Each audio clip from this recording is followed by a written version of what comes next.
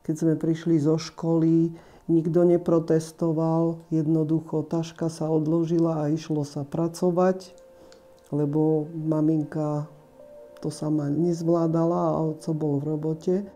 Doma bolo roboty kopec.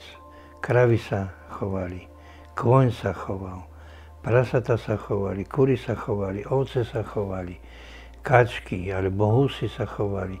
Tam my sme ako deti museli pomáhať. Už od 7-8 rokov. Ale my sme to brali ako súčasť, ako v dnešnej dobe možno idú deti do fitka, my sme šli na pole, lebo keď nie, tak bola bitka. Varecha bola najistejší výchovný prostriedok, alebo vlastne buchnát. Takže my sme vyhnali krávy a my sme karty hrali, pozemný hokej, fotbal sme hrali, chodili sme sa kúpať tam do potoka, alebo sme sa hrali na vojakov so šiškami.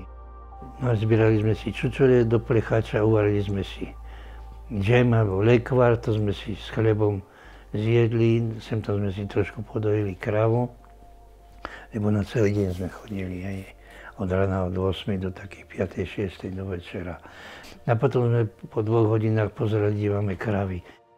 Pílenie dreva, veď to bola taká úžasná spolupráca, normálne otec rozdelil úlohy. Tí starší pomáhali otcovi podávať drevo, cinkuláru, tí mladší vozili na furikoch a baby väčšinou ukladali do štôsu drevo, lebo chlapci boli lajdaci, a aby sa nám to nezosypalo.